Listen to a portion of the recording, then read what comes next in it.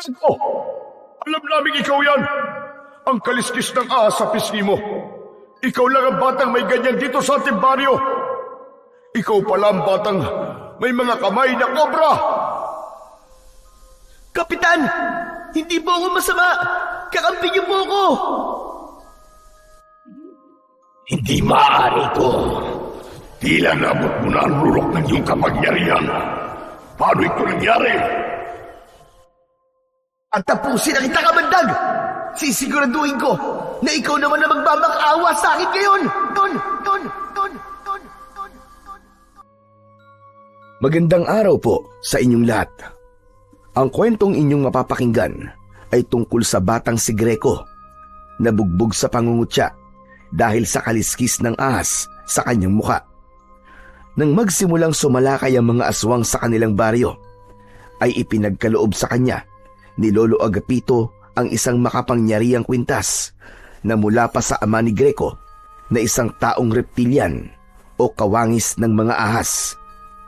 At ang kwintas na yon ay hindi lang niya ginamit upang protektahan ang kanyang sarili, kundi ang lahat ng mga tao sa kanilang lugar.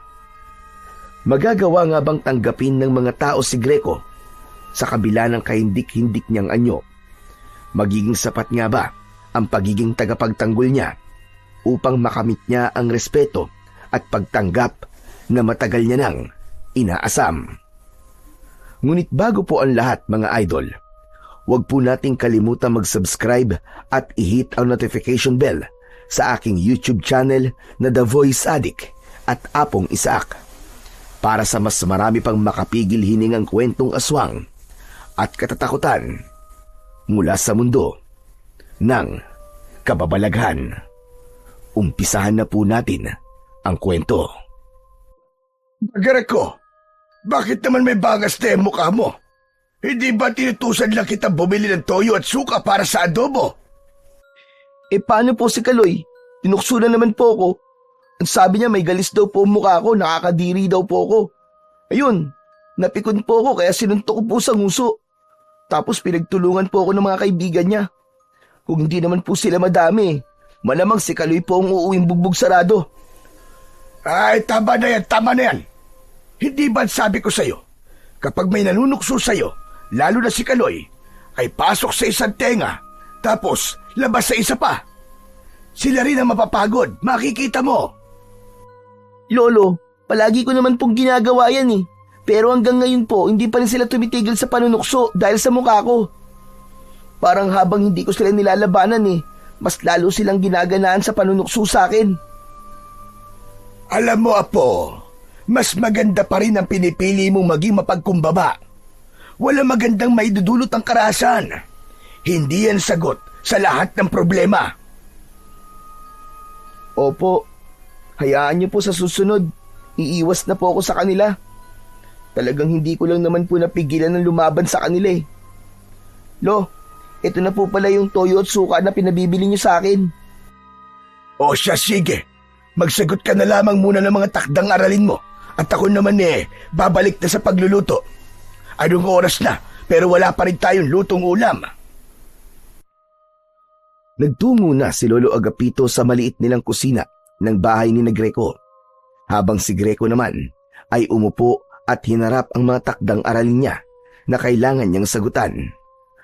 Ngunit hindi niya magawang ituon ang atensyon niya roon. Umaalingaw-ngaw pa rin sa isip niya ang panlalait ni Kaloy sa kanya dahil sa tila kaliskis ng ahas sa kanyang kaliwang pisngi. Ayon kay Lolo Agapito, isinilang si Greco na meron ng ganon sa muka. Pinaglihi raw kasi siya ng namayapa niyang ina sa ahas, kaya marahil ay may kaliskis ng ahas ang kanyang muka. Simula na magkaisip si Greco, ay namulat na siya sa panunukso ng mga batang kaedad niya. May iba rin na gaya ni Kaloy na sinasabing galis ang nasa kanyang muka. Hindi nagtagal ay tinawag na siya ni Lolo Agapito para maghapunan. Habang kumakain ang maglolo, ay tahimik pa rin si Greco. Greco, Apo, bakit parang ang tamlay-tamlay mo? Huwag mong sabihin, ayaw mo ng ulam natin ngayon. Hindi ba paborito mo yung adobong baboy? Lo, naisip ko lang po kasi na kung buhay siguro si nanay, ay may magtatanggol po sa akin, no? Aba, oo naman. Kilala ko ang nanay mo. Ayaw nung naaapi ang mga mahal niya sa buhay. Lalo ka na, kasi anak ka niya. Eh si tatay po kaya, kung nandito po kaya siya ipagtatanggol niya rin po kaya ako? Nasamid bigla si Lolo Agapito. Uminom muna ito ng tubig bago muling nagsalita. Huwag na natin pag-usapan ng tatay mo, Greco. Pero hindi po ba buhay pa siya? Buhay pa nga siya, pero iniwanan niya kayo ng nanay mo. Biruin mo, hindi ka pa naipapanganak sa mundo, ay para na siyang bulang naglaho. Kaya ayoko nang nababanggit mo ang tatay mo. Nagkakaintindihan ba tayo? Walang imik na tumango si Greco. Kahit ang totoo, ay nais niyang mapag-usapan nila ang tatay niya. Base sa kwento ni Lolo Agapito, iniwanan ng tatay niya ang kanyang nanay habang buntis ito. Walang nakakaalam kung saan ito nagpunta at labis yung dinamdam ng nanay ni Greco. Habang ang nanay naman niya ay nasawi matapos siyang ipanganak. May hinala si Lolo Agapito na labis na iniisip ng nanay ni Greco ang pag-alis ng asawa nito. Kaya nabinat ito at bigla na lang binawian ng buhay. Sa kabila ng kakaibang bagay na nasa mukha ni Greco, ay pinipilit pa rin niyang mabuhay bilang isang normal na bata. Ngunit halos lahat ay nilalayuan siya dahil sa kakaiba niyang itsura. Madalas siyang mapaaway, hindi lang sa baryo nila, kundi maging sa eskwelahan. Ilang beses din siyang huminto sa pag-aaral dahil sa matinding pambubuli sa kanya. Kaya sa edad niya na 11, ay grade 3 pa lamang siya. Isang hapon, umuwi si Greco mula sa eskwelahan na namumugto ang mga mata. Nang makita siya ni Lolo Agapito, ay may pag-aalala siya nitong kinausap. Nung isang araw, may bangas ka sa muka. Ngayon naman, mukhang umiyak ka. Bakit na naman ba? Ano ba nangyari? Paano kasi, Lo? Tinukso ko ng mga kaklase ko pati teacher namin. Pinagtawanan pa ako. Ayoko na pong pumasok sa eskwelahan.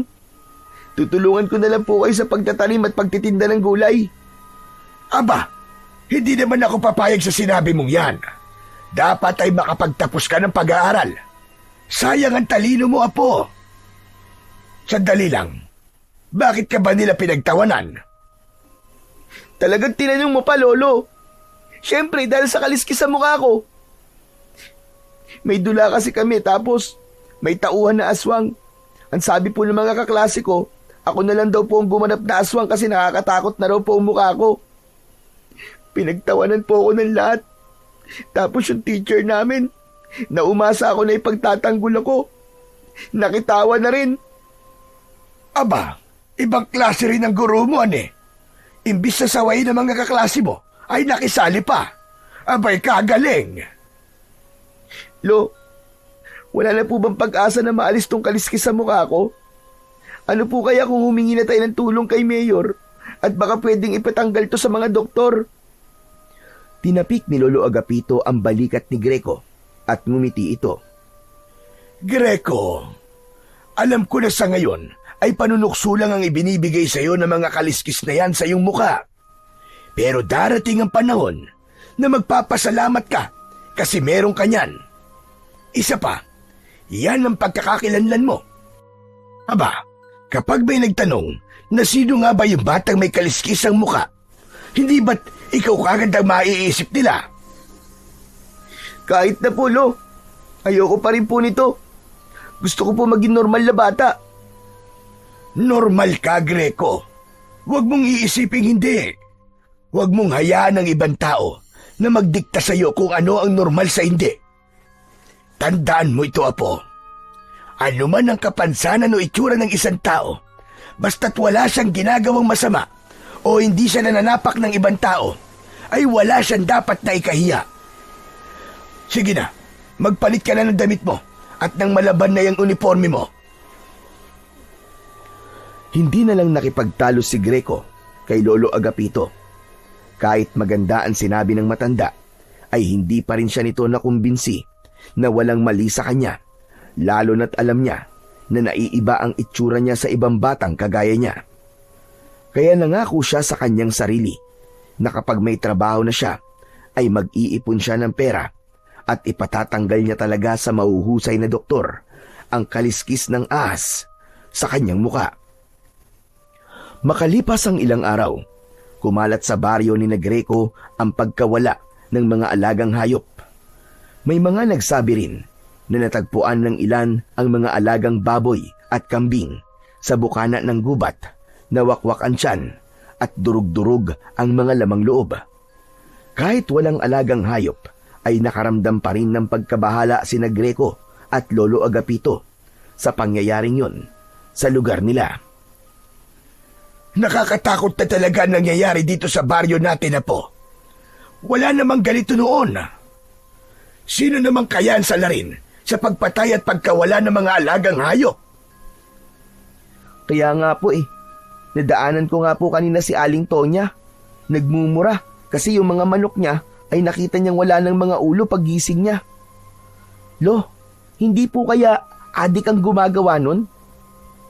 Pwede. Pero, pwede ring aswang.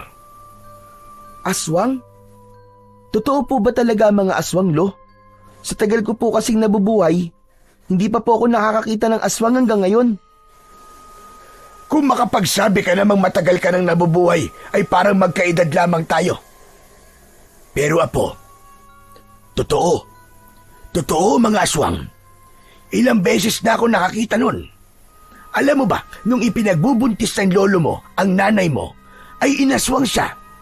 Mabuti na nga lang at matapang ako. Kinuha ko yung matalas na itak. Tapos hinarap ko yung aswang. Ayun, natakot sa akin. Kaya umalis na lang siya at hindi na bumalik kahit kailan. Naniniwala po ako sa aswang, Lo. Pero dun po sa kinuwento nyo na natakot po sa inyo yung aswang, medyo may duda po ako Aba, huwag mo ko minamaliit ha. Hindi ba naikwento ko na sa'yo na ang angkan natin ay mula sa lahi ng mga antingero. May ilang anting-anting akong namana sa lolo ko nun at karamihan ay ginagamit sa pakikipaglaban sa mga aswang. Talaga po? Inasan po yung mga anting-anting nyo, Lo? Wala na. Nawala ng lahat. Nung nagkaroon kasi ng malakas na bagyo dito sa ating baryo nun, ay nagiba tong bahay natin. Natabunan ng putik ang mga gamit natin, kasama na nga yung mga anting-anting. Hindi ka pa ipinapanganak nun, kaya hindi mo yun alam. Nagpatuloy ang kwentuhan ni Greco at Lolo Agapito tungkol sa mga aswang at anting-anting.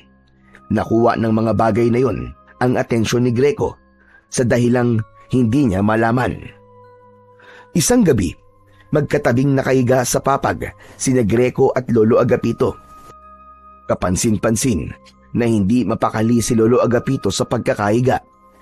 Minsan ay tatalikod dito ng higa, tapos bigla namang titihaya. Nang marinig ni Greco ang mahinang pagdaing ng lolo niya, ay hindi niya na napigilang magtanong. Lo, ano po ba nangyayari sa inyo?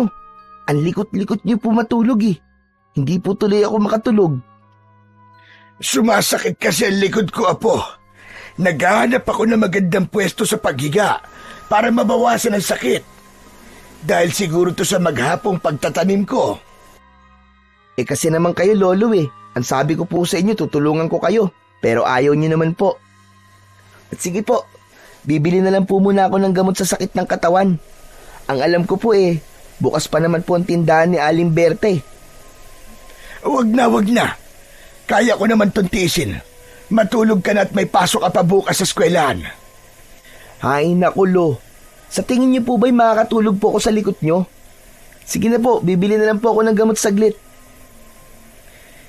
Hindi na nga nagpapigil pa si Greco kay Lolo Agapito. Tumayo siya at kumuha ng pera sa wallet ng lolo niya. Mag-isa siyang lumabas ng bahay nila at naglakad papunta sa tindahan ni na Aling Berta. Ngunit bago siya makarating sa tindahan, ay nakasalubong niya si Kaloy. Hindi niya sana ito papansinin, pero humarang ito sa daraanan niya. Mayabang siyang tinitignan ni Kaloy. Hoy! Bakit nasa labas ka pa ng ganitong oras, ha?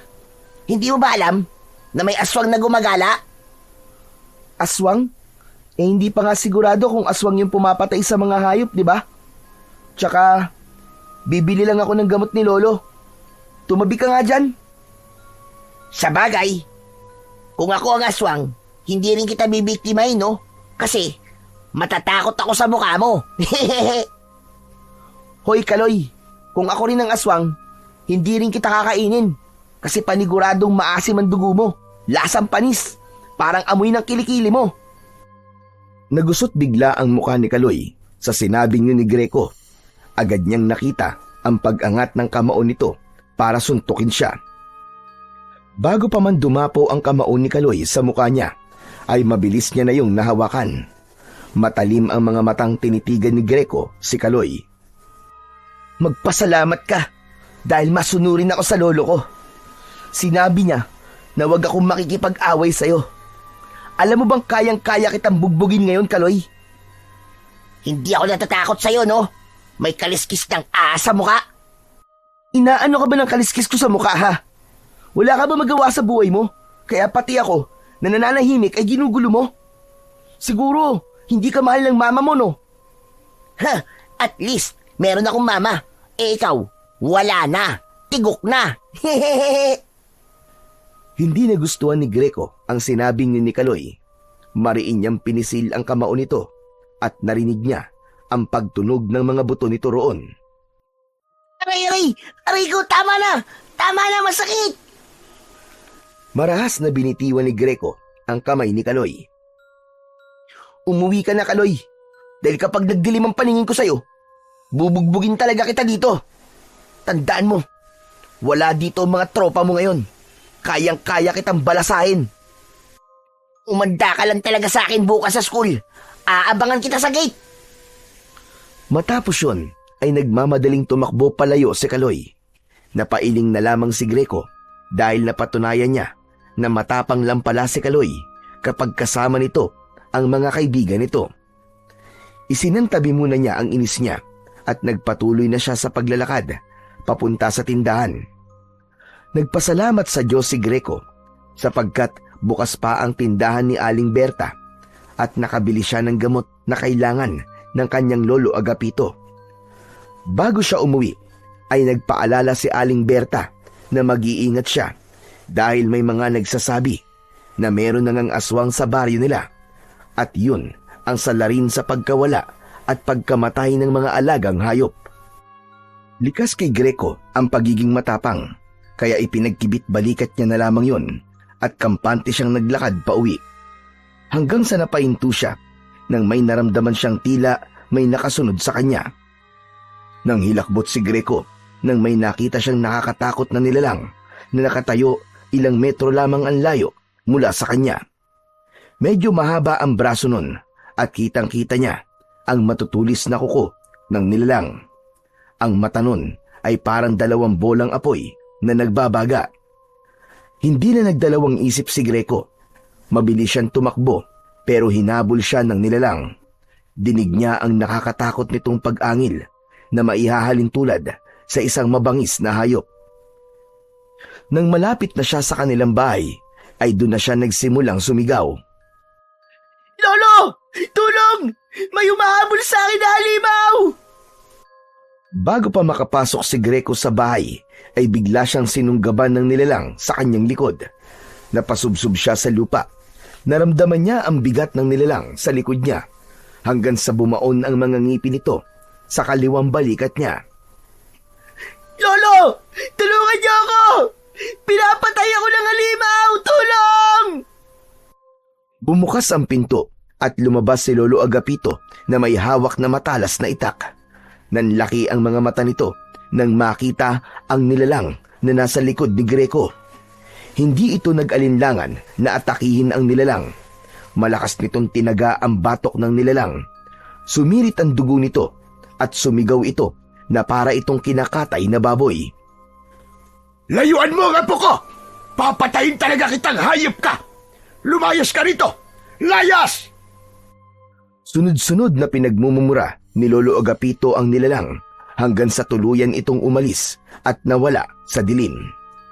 Tinulungan ni Lolo Agapito si Greco sa pagtayo. Nang makapasok sila sa bahay, ay mabilis na isinarado at kinandado ng matanda ang pinto, habang si Greco ay nakaupo habang habol ang paghinga. Agad na tinignan ni Lolo Agapito ang sugat sa balikat ni Greco. Kumuha ito ng panlinis at gamot para sa sugat. Lolo, ano po bang halimaw yun?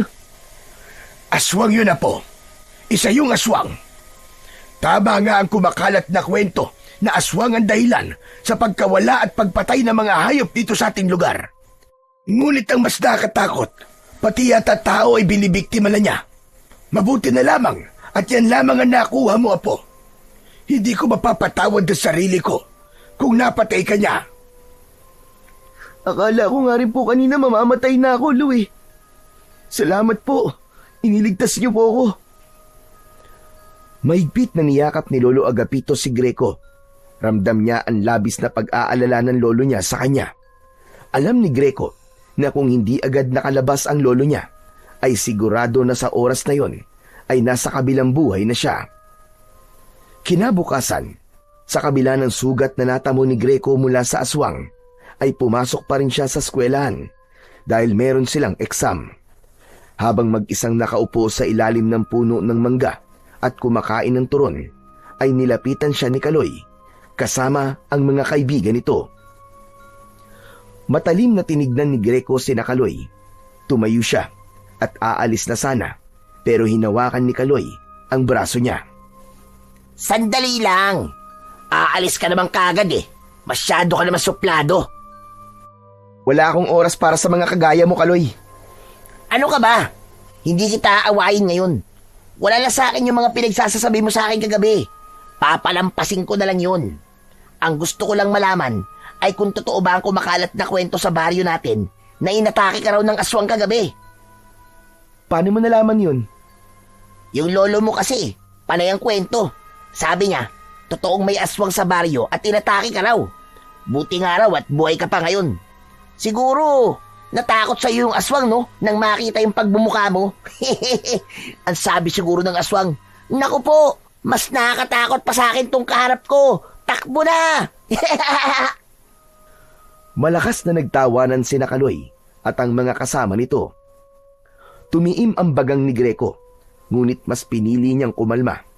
Alam niya na kung papatulan niya si Kaloy, ay ipapatawag na naman si Lolo Agapito sa school at baka maging dahilan pa yon para makick out siyang muli. Wala akong oras para makipag-usap sa'yo. Aba, napakatapang mo na talaga ngayon ah. Dapat siguro, napatay ka na lang nung aswang kagabi para may libreng biskwit at kapila sa inyo, para may pakinabang ka naman kahit papano. Inalis ni Greco ang kamay ni Kaloy sa braso niya at walang imik siyang naglakad papalayo. Dapat siguro, ikaw ang gawing palakot sa aswang, Greco. Sigurado ako na makita pa lang nilang mukha mo ay tatakbo na sila sa sobrang takot sa'yo. Patuloy lamang sa paglalakad si Greco. Nangako siya sa kanyang sarili na simula sa araw na yon ay iisipin na lamang niya na isang hangin si Kaloy. Napagtanto niya na walang maibubungang maganda ang pagsagot at pagpatol niya sa mga kagaya ni Kaloy na walang ibang nakikita kundi ang kapintasan ng ibang tao. Dumating sa punto na hindi na lang mga hayop ang nawawala sa baryo ni Greco.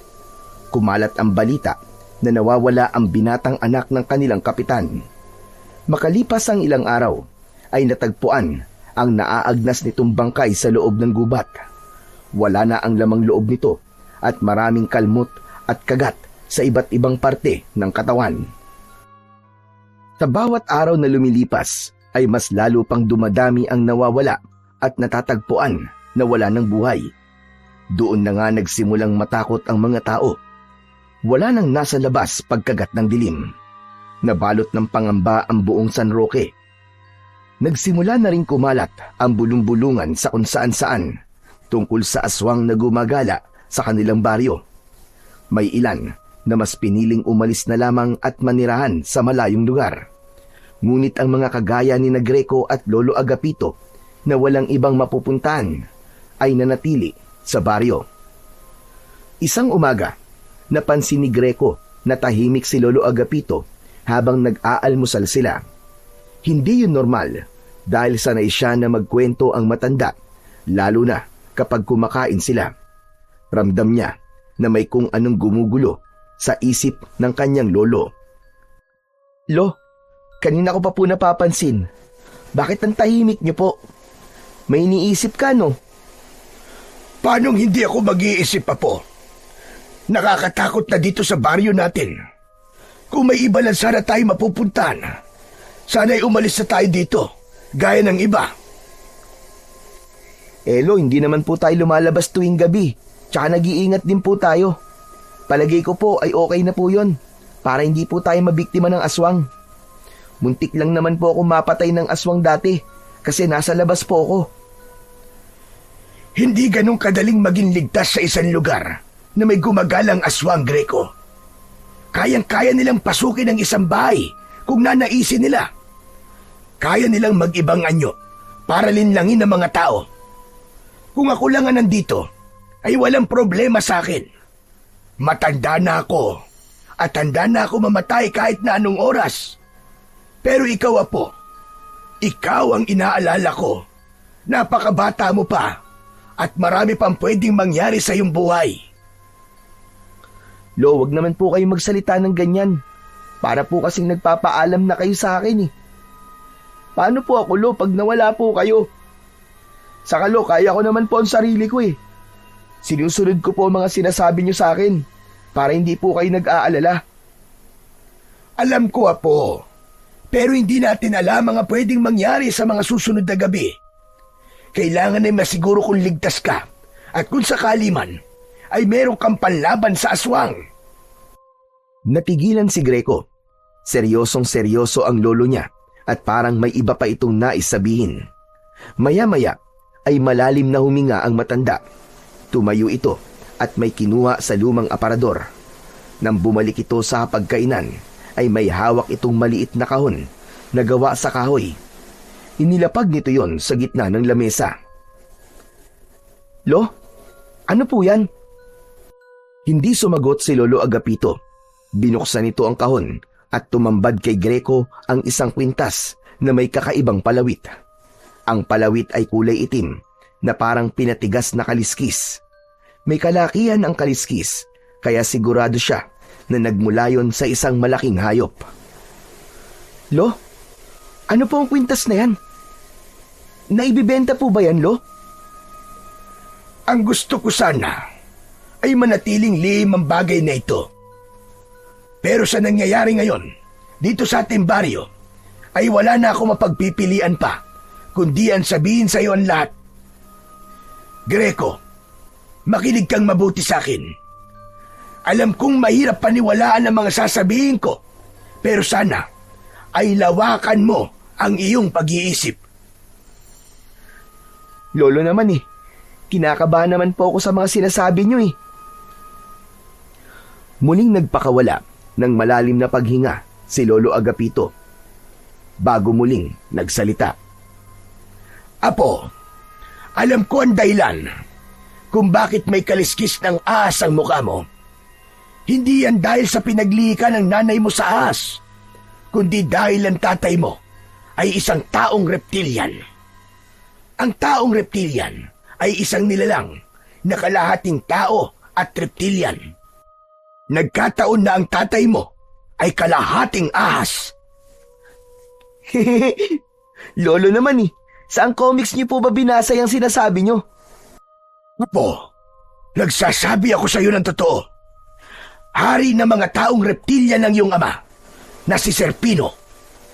Sa kabila ng nakakatakot niyang anyo, ay mabuti ang puso niya.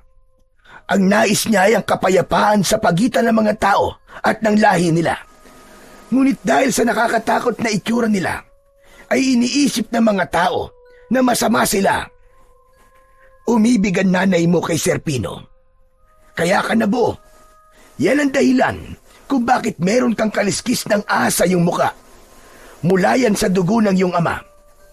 Umalis ang ama mo, hindi para takasan ang responsibilidad niya sa iyo.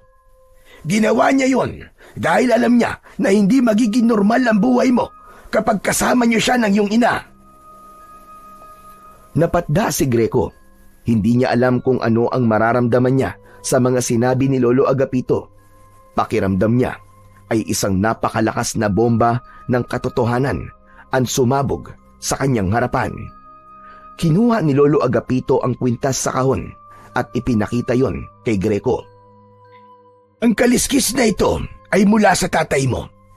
Ito ay dinasalan niya at niritwalan upang maging mutya ng kaliskis ng Haring Cobra. Bago siya umalis, ay ibinigay niya to sa iyong ina. Ang sabi niya, ibigay ito sa iyo sa takdang panahon dahil ito ang magiging proteksyon mo laban sa kahit na anong panganib at kapahamakan. Ang totoo ay hindi ko alam kung anong nagagawa ng mutya na ito, pero may tiwala ako kay Serpino. Alam ko na kapag ginamit mo ito, ay mabibigyan ka nito ng proteksyon mula sa mga aswang. Kung ganun, Lo, buhay pa talaga ang tatay ko? Hindi ako sigurado, Apo. Pero sa tingin ko, ay buhay pa talaga siya. Wala rin akong ideya kung nasan siya ngayon. Lo, ang hirap pong paniwalaan ng mga sinasabi nyo. Isang taong reptilya ng tatay ko. Isang taong ahas. Tama ka, Apo. Naiintindihan kita kung hindi ka kagad maniniwala. Pero wala akong dahilan para hindi sabihin sa iyo ang buong katotohanan. Naisip ko rin na karapatan mong malaman kung ano talaga ang pinagmulan mo. Muling tumahimik si Greco. Pilit niyang prinoseso ang lahat ng sinabi ni Lolo Agapito. Nanlalamig ang buo niyang katawan at hindi niya lubos maisip na hindi buo ang pagiging tao niya dahil may nananalaytay na dugo ng taong reptilian sa kanyang ugat. Tanggapin mo ang mutya ng kaliskis ng Haring Cobra, Greco. Ito ay nakalaan talaga para sa iyo. Ito ang magiging proteksyon mo laban sa mga aswang. Isuot mo ito kapag handa ka na at kapag may nararamdaman kang panganib sa paligid. May pag-aalinlangan na kinuha ni Greco ang kwintas. Nang nasa palad niya na yon, ay may kakaibang init siyang naramdaman mula sa kaliskis. Tila may maliliit na bultahe na kumikiliti sa kanyang palad, kaya napagtanto niya na totoong merong kapangyarihan ang isang piraso ng kaliskis na yon.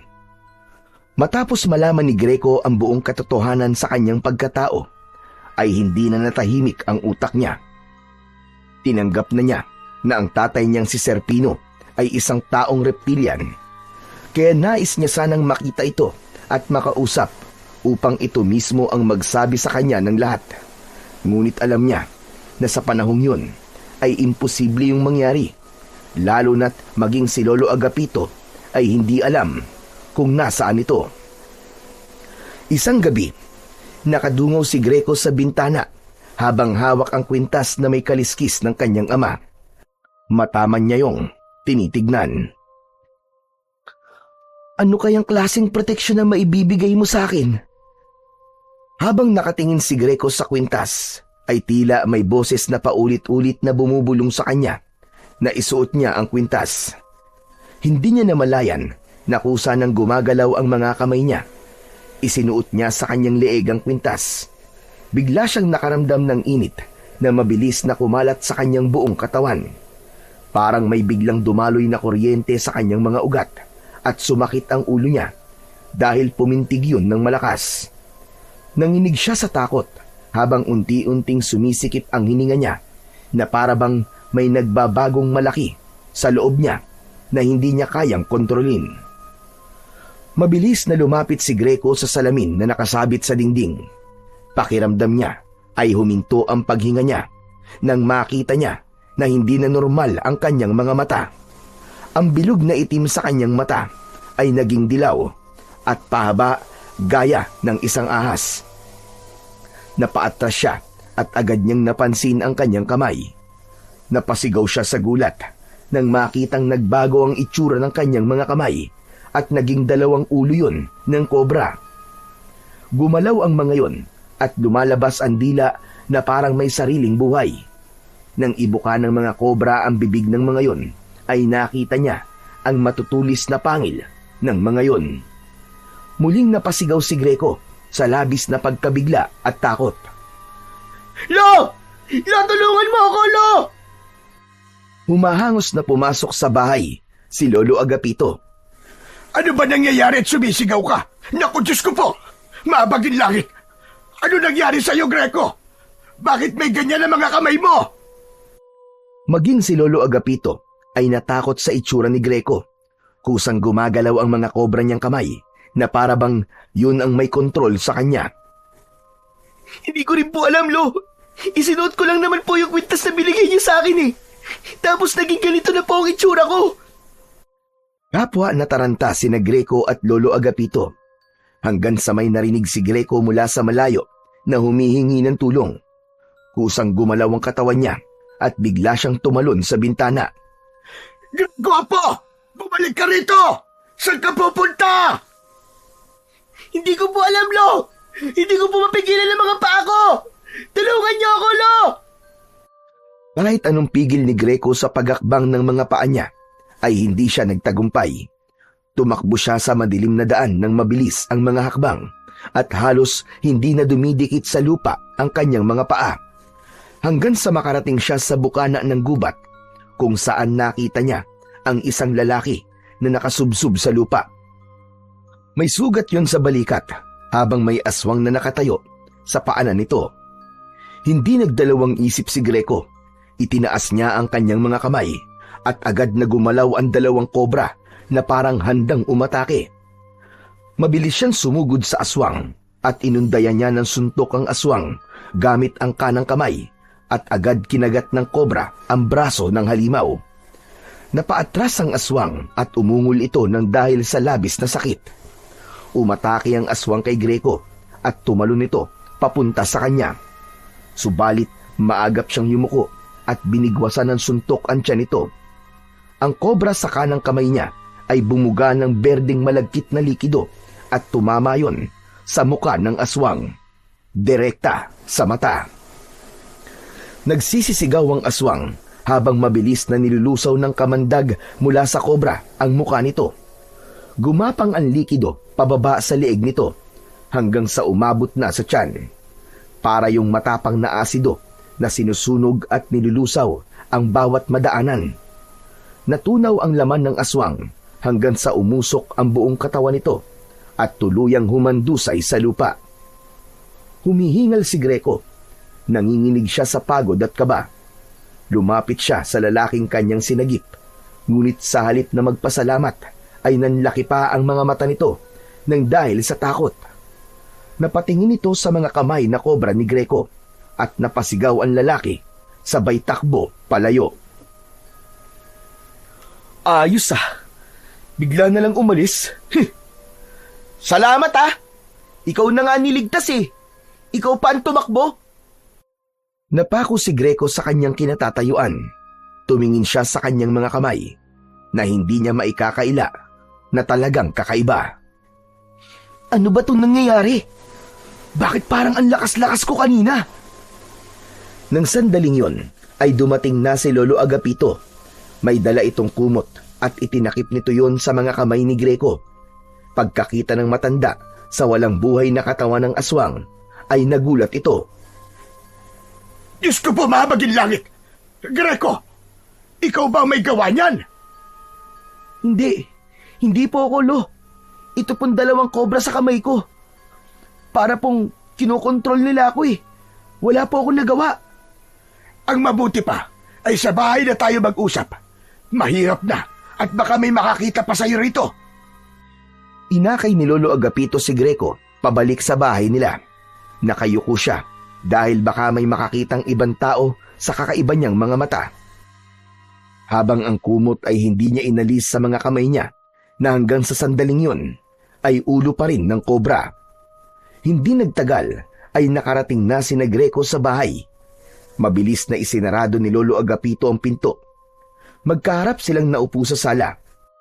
Marahang inalis ni Lolo Agapito ang kumot na nakatakip sa mga kamay ni Greco nang bigla na lamang muntik nang tuklawin ang matanda ng mga kobrang kamay ni Greco. Mabuti na lang ay mabilis yung nabawi ni Greco. Pambihira! Ano ba yung mga kobrang yan? Masyadong agresibo. Hoy, kayong dalawa! Huwag niyong sasaktan ng Lolo Agapito ko! Tila naintindihan ng dalawang kobra ang sinabi ni Greco at kumalma na ang mga yon. Maya-maya ay nababahalang tumingin si Greco sa kanyang lolo. Lo, ano pong gagawin natin? Ayoko pong ganito mga kamay ko. Hindi po ako makakapasok sa eskwelahan at di po ako makakalabas ng bahay. Lo, ano gagawin ko, Lo? Sandali at nag-iisip ako. Huwag kang mataranta. Ano wag mataranta, Lo? Sabihin niyo nga po sa akin. Kayo po ba kapag naging kobra mga kamay niyo, hindi po ba kayo matataranta? Matataranta natural. Pero hindi tayo makakapag-isip ng maayos kung di tayo kalmado. Pero hindi ba, at sabi mo kanina, ay naging ahas sa mga kamay mo nang isuot mo ang kwintas? Opo, tama po kayo. Kung ganon, sige, hubarin mo ang kwintas po.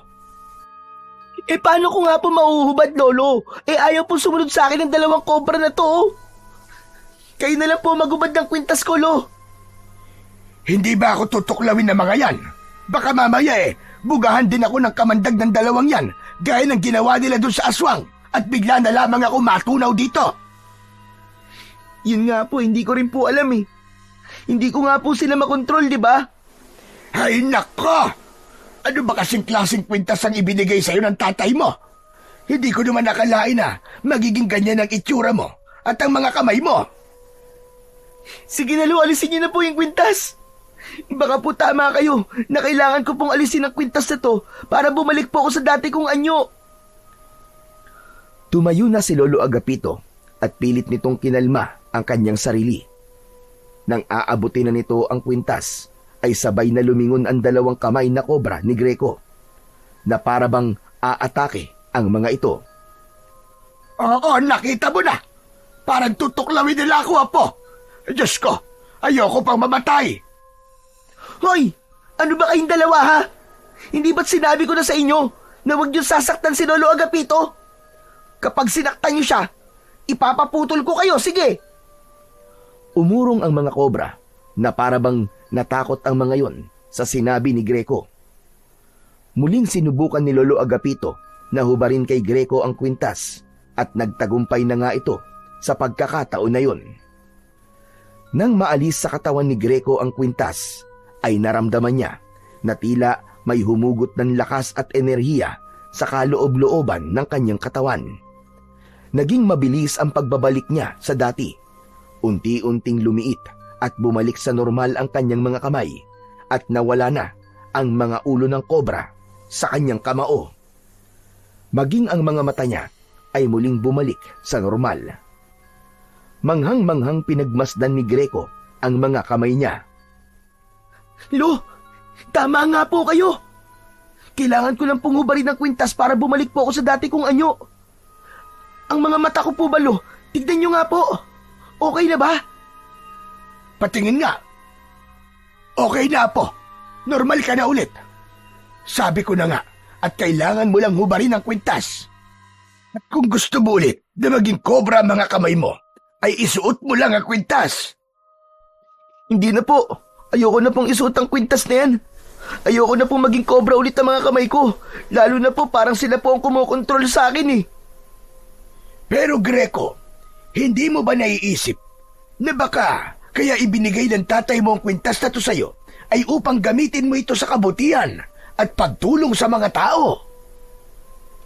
Hindi ko naman po kayo maintindihan, Lo eh. Paano po ako makakatulong sa mga tao gamit ang kwintas ng tatay ko? Tignan mo, yung ginawa mo kanina, yung pagpatay mo dun sa aswang. Hindi ba, tinulungan mo yung lalaki na tumakbo? Nakasalubong ko kasi sa kanina at sinabi niya na merong isang batang may ahas sa kamay na pumatay dun sa aswang. Sandaling natahimik si Greco at pinag-isipan ang sinabi ni Lolo Agapito. Oo nga po, tinulungan ko nga po siya. Pero natakot din po siya sa akin dahil sa itsura ko eh. Akala niya po yata aswang din ako. Ito na lang ang isipin mo, Apo. Dahil siguro nais ng tatay mo na makita ng mga tao na sa kabila ng nakakatakot na anyo ng mga taong reptilian ay kakampi sila ng mga tao. Hindi ba't nasabi ko na sa'yo na ang layunin ng iyong ama ay ang magkaroon ng kapayapaan sa pagitan ng mga tao at ng mga taong ahas? Ibinigay niya sa iyo ang kwintas upang gamitin mo ito sa pagtulong sa mga tao, upang makita ng mga tao na hindi kalaban ang inyong lahi. Ibig po bang sabihin ay makikipaglaban na po ako sa mga aswang mula ngayon? Kung kinakailangan ay oo, Greco. Hanggang sa makita ng mga tao, nakakampi ka at hindi kalaban. Pero siguro, Apo, gagawin mo yon na itatago mo ang totoo mong pagkatao at hindi mo ipapaalam na ikaw si Greco. Hindi ko po alam, Lo. Pero parang napakabigat naman po ng responsibilidad na yan para sa bata pong kagaya ko. Saka hindi ko po kayang kontrolin ng mga kamay ko kapag nagiging cobra sila. Nakita niyo naman po nangyari kanina.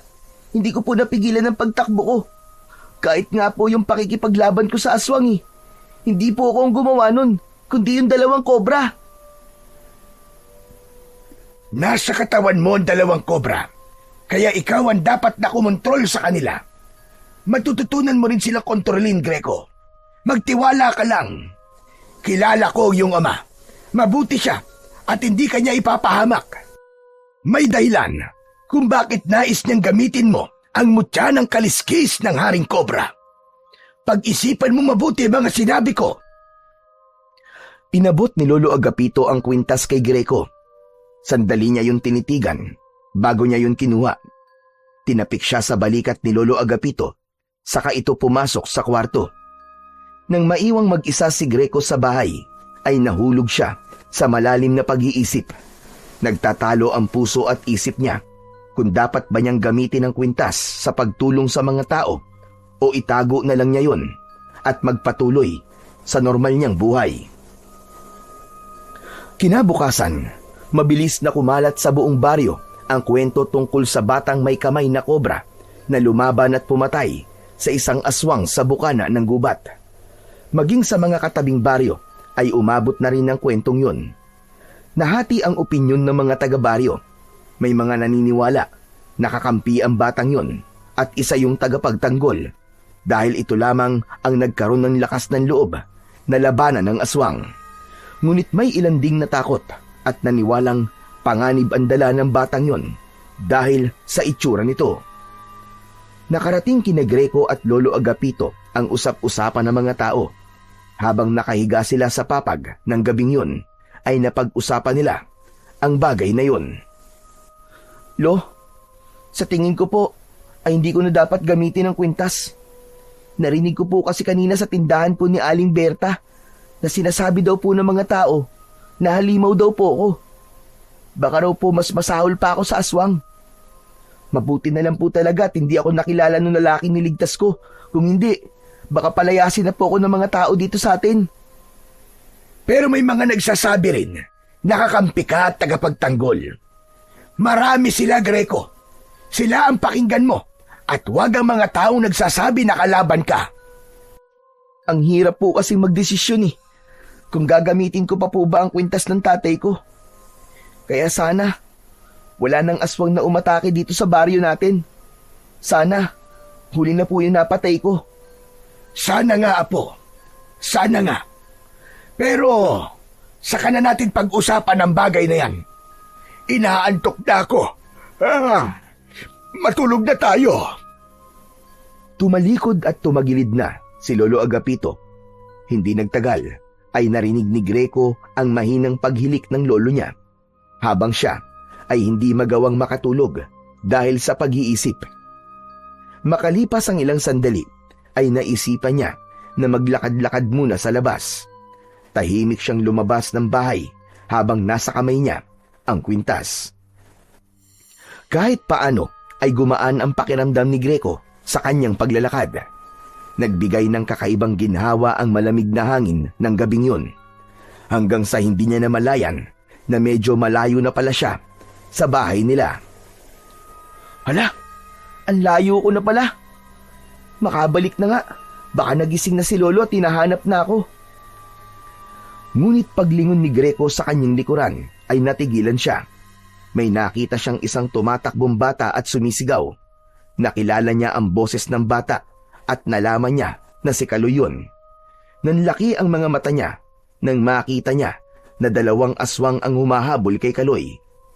Agad na nagtago si Greco sa likod ng isang puno na nasa gilid ng daan. Mula roon ay nakita niyang nadapa si Kaloy habang ang 2 aswang naman ay unti-unti nang lumalapit dito. Wag! Maawa kayo sa akin! Huwag niyo akong kakainin! Hindi ako masarap! Tsaka tamad ako maliko eh! Wag! Maawa na kayo! Alam ni Greco na may magagawa siya para tulungan si Kaloy. Ngunit natatakot siyang gamitin ang kapangyarihan ng kwintas dahil hindi siya sigurado kung sa pagkakataon ba na yon ay magagawa na niyang kontrolin ang mga kobra niyang kamay. Tulong! Tulungan niyo ako! Parang awa niyo na! Kakainin ako ng mga aswang! Ang sigaw na yun ni Kaloy ang nagtulak kay Greco sa desisyon na gamitin ang kwintas. Bago niya isabit ang kwintas sa kanyang leeg, ay kinausap na muna niya ito. Makinig ka sa akin ha. Gagamitin kita. Pero ayokong masyado niyo akong kinokontrol. Ako ang amo niyo. Ako ang dapat na susundin niyo. Maliwanag? Kahit walang nakuwang sagot, ay isinuot na ni Greco ang kwintas. Mabilis na naramdaman niya ang paggapang ng kakaibang lakas sa buong niyang katawan. Habang ang mga kamay niya ay naging ulo na nga ng kobra. Malikot ang mga yon at gumagawa pa ng tunog. Makinig kayo mabuti. May kailangan kayong iligtas. Tulungan niyo ako. Isang malalim na paghinga ang pinakawalan ni Greco bago siya lumabas sa pinagtataguan. Malalaki ang hakbang na lumapit siya kay Kaloy at iniharang niya ang sarili niya sa 2 aswang. Ako po! Ang batang may ahas na kamay! Naloko na! May halimaw! Tumahimik ka nga. Ang ingay mo. Ikaw na nga nililigtas eh. Nang aasar ka pa. Hoy! At kayong 2 pangit na aswang. Ako ang harapin nyo. Tignan natin kung uubra kayo sa mga kamay ko. Itinaas ni Greco ang kanyang mga kamay na may ulo ng kobra. Gumalaw ang mga yon at tumingin sa 2 aswang na naglalaway. Umangil ang mga aswang at umatake ang isa kay Greco. Akmang sasakmalin siya nito pero inunahan na ito ng kobra sa kaliwang kamay niya. Kinagat nito ang leeg ng aswang. Agad naman siyang hinarap ng isa pang aswang. Sumugod ito ng mabilis at sinubukang kalmutin si Greco. Ngunit naunahan ito ng kobra na nasa kanang kamay niya. Mabilis itong gumalaw at binugahan nito ng kamandag ang aswang. Tumama yon sa mukha ng aswang. Napasigaw ang halimaw habang umaatras at pilit na inaalis ang kamandag na mabilis na lumusaw sa buong mukha nito. Nakawala ang isa pang aswang mula sa pagkakakagat ng kobra sa isang kamay ni Greco. Umatras ito at sinubukang kagatin si Greco. Sinalubong ito ng 2 kobra at tinuklaw ang magkabila ang balikat ng aswang. Saka nagbuga ng kamandag ang mga yon.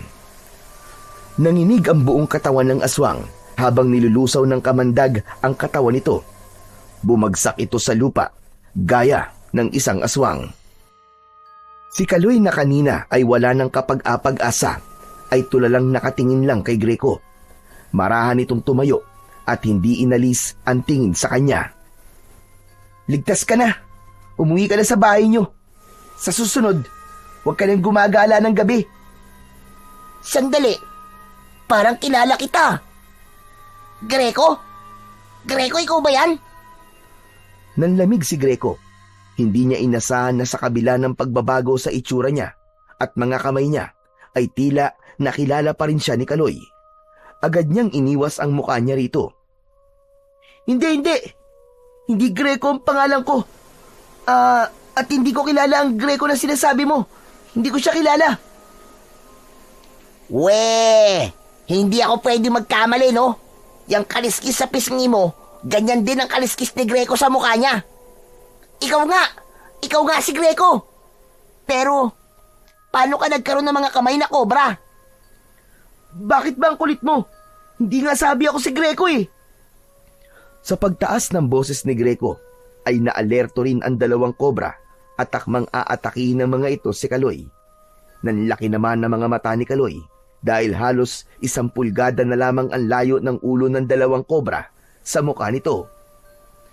Tumigil kayo! Huwag niyo siyang sasaktan! Hindi na hinintay pa ni Greco na makapagsalita si Kaloy. Tinalikuran niya na ito at malalaki ang mga hakbang siyang lumayo. Maya-maya pa ay tumakbo na siya. Delikado to. Nakilala ako ni Kaloy. Sigurado kong ipagkakalat niya na ako ang batang may kamay na kobra. Labis na natakot si Greco sa mga susunod na mangyayari. Alam niya na kahit may ilan na naniniwalang mabuti siya, ay mas mananaig pa rin ang mga iniisip na kalaban siya. At ayaw niyang madamay ang kanyang lolo Agapito sa pwedeng gawin ng mga tao sa kanya. Kaya isang bagay lang ang naisip niyang gawin. At yun ay ang lisanin na ang kanilang baryo. Pagdating ni Greco sa bahay nila, ay nagawa na niyang hubarin ng kwintas gamit ang bibig ng isang kobra. Naramdaman niya na sa pagkakataong yun, ay unti-unti niya nang nagagawang kontrolin ang dalawang kobra sa kanyang kamao. Nang bumalik siya sa normal niyang anyo, ay dumiretso siya sa kwarto at ginising niya ang kanyang lolo Agapito. Agad na nagising ang matanda at may pagtataka na tumingin ito kay Greco. Aba, Apo, bakit pawis na pawis ka at parang pagod na pagod ka? Ano bang ginawa mo? Lo, kailangan ko na pong umalis dito sa baryo natin. Kailangan ko po magpakalayo-layo. Mag-i-empake na po ako ng mga gamit ko. Mabilis na kinuha ni Greco ang bag niya na ginagamit niya sa eskwelahan. Inalis niya ang mga laman nun at isa-isa niyang kinuha ang mga damit niya na nakalagay sa kahon. Isinilid niya ang mga damit niya sa kanyang bag. Naguguluhan naman na lumapit si Lolo Agapito at pinigilan ang mga kamay ni Greco.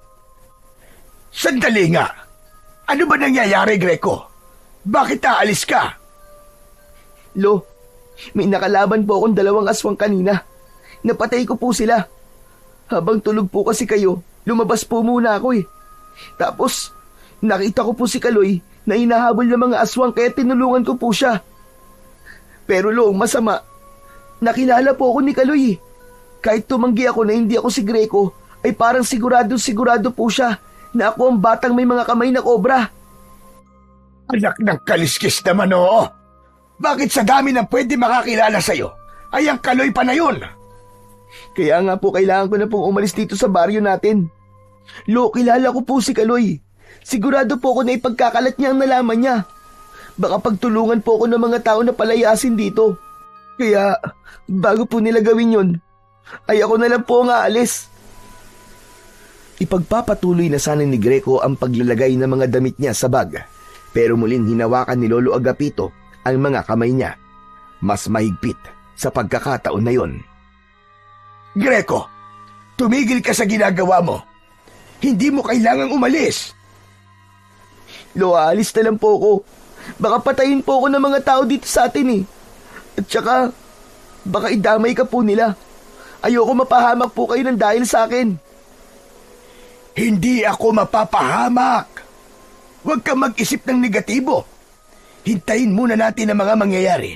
At kung sakali mang hindi maganda ang pagtanggap ng mga tao sa kung sino ka, ay ako ang bahalang makipag-usap sa kanila.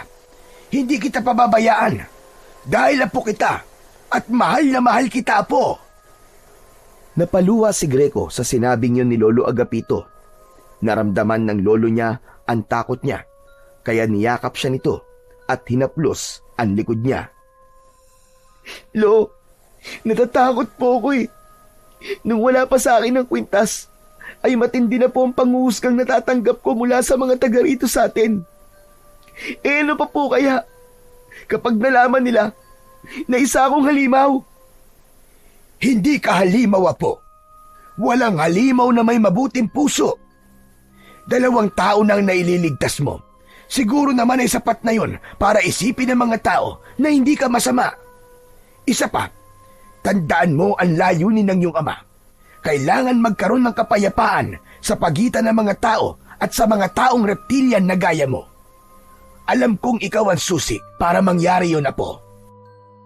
At malay mo, kapag magkasundo na ang lahi mo at ang mga tao, ay magkaroon na ng lakas ng loob ang iyong ama na magpakita sa iyo. Bahagyang kumalma si Greco sa sinabing yun ni Lolo Agapito. Bagamat natatakot pa rin siya, ay pinili na lamang niyang alisin ang lahat ng negatibong bagay na tumatakbo sa kanyang isipan. Nang sumunod na araw ay maagang nagising si Greco. Tahimik siyang nakaupo sa may bintana ng kanilang kubo habang pinagmamasdan ang mga tao sa labas. Inasahan niyang anumang oras ay may kakatok sa kanilang pinto at palalayasin siya sa kanilang lugar. Malakas ang pakiramdam niya na sa oras na yon ay nagawa ng ipagkalat ni Kaloy ang nalaman nito tungkol sa kanya. Ngunit habang lumilipas ang oras, ay nananatiling payapa ang paligid. Sa mga sumunod na araw, ganun pa rin ang takbo ng mga bagay-bagay.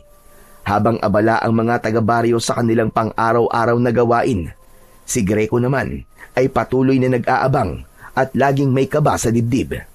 Dahil doon ay nagtaka si Greco. Isang umaga, habang abala si Lolo Agapito sa pagsisibak ng kahoy sa likod ng bahay, ay nilapitan niya ito at kinausap. Lo, nagtataka lang po ako. Bakit po kaya hanggang ngayon wala pa rin pong pumupunta mga tao dito sa bahay natin para palayasin ako? Aba, bakit? Gusto mo bang mangyari yon? Hindi naman po. Nagtataka lang po ako kasi sigurado po ako na sasabihin ni Kaloy ang mga nalaman niya tungkol sa akin. Huminto si Lolo Agapito sa ginagawa at tumingin kay Greco. Malay mo naman, hindi rin sigurado si Kaloy kung ikaw ba talaga yung batang may kamay na kobra. Kaya siguro hindi niya magawang maikwento sa iba. Pero hindi po kaya humahanap lang siya ng magandang pagkakataon para sabihin po sa lahat? Yung bang tipong mapapahiya ako o kaya naman wala na akong malulusutan? Maging positibo ka lang, Greco. Magpasalamat na lang tayo dahil hanggang ngayon ay hindi nangyayari ang iniisip mo. Alam mo, mas maganda kung alisin mo muna ang pangamba mo. Baka mamaya mapabayaan mo na ang pag-aaral mo ng dahil dyan. Kaya nga po Siguro po tama po kayo, Lolo. Mapapraning lang po ako sa kakaisip. Saka ko na lang po problemahin ang problemang yan kapag nandyan na. Yan! Ganyan nga! Isa pa, hindi kita pababayaan, Greco. Kung sakaling subukan ng mga tao na palayasin ka, natural, sasama ako sa iyo. At kung saktan ka naman nila, ay lalabanan ko sila. Humantalan talaga sila sa akin. Napuno ng kasiyahan ang puso ni Greco. Napagtanto niya na napakapalad niya dahil may lolo siyang kagaya ni Lolo Agapito na sa kabila ng pagkakaroon niya ng dugo ng taong reptilian ay hindi siya nakaramdam ng panghuhusga mula rito. Bagkus, labis na pagmamahal at pag-aaruga pa ang palagi nitong ipinaparamdam sa kanya. Kinagabihan, bago matulog sina Greco at Lolo Agapito, ay nagdasal muna sila sa maliit na altar na nandun sa sala nila. Lumuhod sila roon at matiimtim silang nanalangin. Ipinagdasal ni Greco ang kaligtasan nila ng kanyang lolo, lalo na't wala silang ideya kung may mga aswang pa ba na sasalakay sa kanilang baryo. Hiniling din niya sa Diyos na gabayan siya, maging ang pagtanggap ng mga tao kung sakaling malaman ng mga ito ang totoo niyang pagkatao, ay hiniling din niya sa Panginoon. Matapos magdasal, ay nagtungo na sina Greco sa kwarto. Hihiga na sana sila nang makarinig sila ng sigawan ng mga tao sa labas. May pagtatakang nagkatinginan ang dalawa. Lolo, ano po kaya yun? Bakit nagsisigawan po ang mga tao? Aba, malay ko. Wala naman ako sa labas. Sandali't sisilipin ko. Baka may lasing na namang nagwawala. Nagmamadaling binuksan ni Lolo Agapito ang bintana. Sumunod naman si Greco at sumilip na rin siya. Nang hilakbot siya, nang makita ang nakakakilabot na tanawin sa labas. Napakaraming aswang ang sumasalakay sa kanilang baryo. May mga hinahabol ang mga tao at meron ding pumapasok sa mga bahay. Napaatras si Greco. Kinuha niya ang kwintas ng mutya ng kaliskis ng haring kobra na nakasabit sa likod ng pinto ng kanyang kwarto. Lolo, kailangan ko pong tulungan ng mga tao. Walang ibang maaaring tumulong sa kanila, kundi ako lang. Masaya ako na nasasabi mo na yan ngayon, Apo. Sige, harapin mo na mga aswang. Alam kong kayang-kaya mo sila. Mag-iingat ka, Greco. Walang pagdadalawang isip na isinuot ni Greco ang kwintas. Nang maging kobra na ang mga kamay niya at nagkaroon na ng pagbabago sa kanyang mata, ay agad siyang lumabas. Sa paglabas niya ay may mga taong nakakita sa kanya. Marami ang natakot dahil sa itsura niya. Hindi niya yun binigyan ng pansin dahil ang tanging nasa isip niya ng mga sandaling yun ay ang mailigtas ang lahat ng tao. Nakuha ni Greco ang atensyon ng mga aswang. Tumingin na mga yon sa kanya na para bang tinatansya ng mga yon kung kalaban ba siya o kauri ng mga ito. Isang aswang ang unti-unting lumapit kay Greco. Kusang gumalaw ang kobra sa kanang kamay niya. Binugahan nito ng kamandagang aswang na agad na lumusaw dito. Doon na nagkagulo ang mga aswang. Hoy!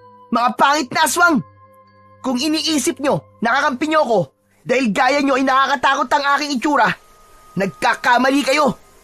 Bibigyan ko pa kayo ng pagkakataon para umalis dito. Pero kung magmamatigas kayo, ay mapipilitan akong paslangin kayong lahat. Magkakasabay na umalulong ang mga aswang. Nanlilisik ang mga mata ng mga ito habang nakatingin kay Greco. Inihanda ni Greco ang sarili niya. Hindi siya sigurado kung kaya niyang makipaglaban sa ganong karaming aswang, ngunit hindi rin niya kayang walang gawin at hayaan na mamatay ang mga tao sa kanilang baryo. Sumugod ang unang grupo ng mga aswang. Tumalon si Greco at ginamit niya ang liksi ng katawan upang salubungin ang isang aswang sa ere. Umikot siya sa ere at pinaikot niya ang kanyang katawan sabay tadyak sa muka ng kalaban. Habang ang isang kobra niyang kamao ay tumuklaw sa balikat nito. Nahulog ang aswang at nangisay. Isang aswang naman ang sumugod muli sa likuran niya. Nang maramdaman yun ni Greco, ay bigla siyang yumuko at malakas na pumulupot ang kamay niyang kobra sa leeg nito. Nang marinig niya ang pagkabali ng buto sa leeg ng aswang, ay agad niya yung pinakawalan. Dalawang aswang pa ang umatake kay Greco, subalit mabilis na pinakawalan ng dalawang kobra ang kamandag ng mga ito. Tinamaan ang isa sa muka at nagsisisigaw ito nang dahil sa labis na sakit habang natutunaw ang balat. Ang isa ay nakalapit at sinubukang kagatin si Greco, pero mabilis siyang lumundag paatras. Hinayaan niyang gumalaw ang mga kobra niyang kamay. Dinuraan ng mga ito ang aswang na yon. Naging sunod-sunod ang mga aswang na umatake kay Greco, hanggang sa napaligiran na siya ng mga aswang. Subalit mabilis na nag-isip si Greco. Itinutok niya sa kaliwat kanan ang mga kamay niyang kobra at mabilis siyang umikot habang walang tigil na nagpapakawala ng kamandag ang dalawang kobra. Halos magkakasabay na bumagsak ang mga aswang na nasa paligid ni Greco. Lahat ay tinamaan ng kamandag at nangingisay sa lupa habang unti-unting nalulusaw. Nang makita ng mga natitirang aswang ang sinapit ng kanilang mga kasama, ay napaatras sa mga yon. Mabilis na tumakas sa mga aswang dahil sa labis na takot kay Greco. Labis ang kasiyahan ni Greco nang makita niya na marami siyang napatay na mga aswang.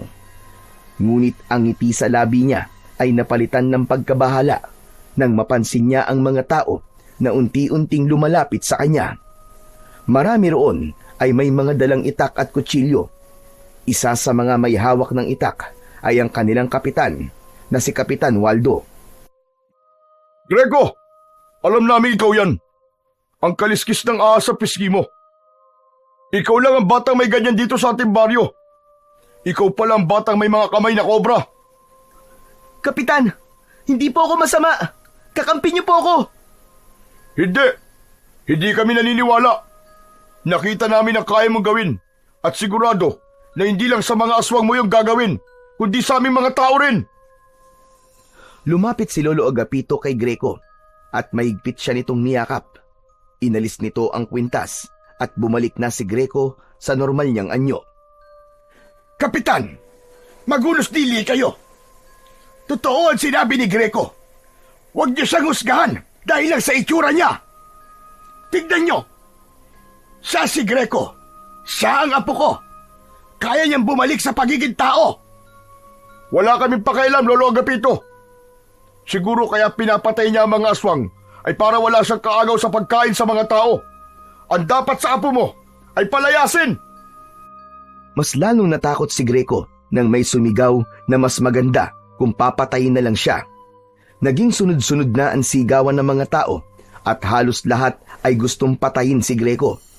Mas lalong humigpit ang pagkakayakap ni Greco at Lolo Agapito sa isa't isa. Kung papatayin niyo si Greco, ay patayin niyo na rin ako. Umalis ka dyan, Agapito. Huwag mong protektahan ang halimaw na yan. Tumigil ka, Kapitan. Apo ko ang sinasabi mong halimaw. Patuloy sa sigawan ng mga tao, may mga nagsasabi na pati si Lolo Agapito ay dapat ding patayin dahil baka daw pati ito ay halimaw na rin, kagaya ni Greco. Nagkakamali kayo! Hindi halimaw ang lolo ko! Ako na lang ang patayin nyo! Lolo, umalis ka na! Hayaan mo nang gawin ng mga tao ang gusto nila! Mula sa kumpulan ng mga taong nakaikot kina Greco at Lolo Agapito ay lumabas si Kaloy. Hingal na hingal ito. Laking gulat ni Greco nang tumayo ito sa harapan niya habang nakaharap sa mga tao. Kung papatayin niyo si Greco, ay patayin niyo na rin ako. Kaloy, anong ginagawa mo? Kung hindi ako niligtas ni Greco, ay patay na sana ako ngayon. Pinatay na sana ako ng aswang. Utang ko sa kanya ang buhay ko. Umalis ka dyan, Kaloy. Huwag ka nang dumagdag sa problema namin. Talagang iniisip nyo na halimaw si Greco? Siguro halimaw ang panlabas niya, pero hindi ang panloob niya. Kahit palagi ko siyang inaaway, ay iniligtas pa rin niya ako. Saka hindi ba kayo nag-iisip?